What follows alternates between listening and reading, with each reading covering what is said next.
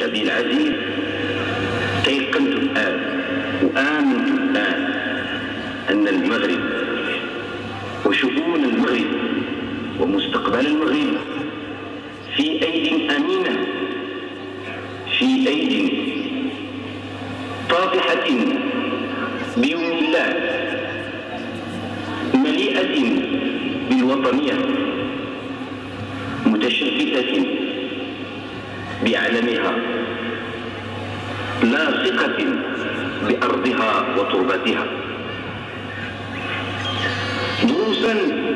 ألا وهو روح حياتك، حياتك في البيت، وجودك مع أهلك، حياتك العادية، وهذا كله أعطيته لبلدك بكيفية تلقائية، بكيفية تجعل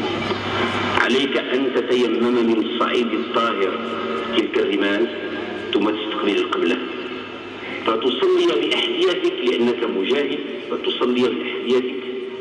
ركعتين شكرا لله.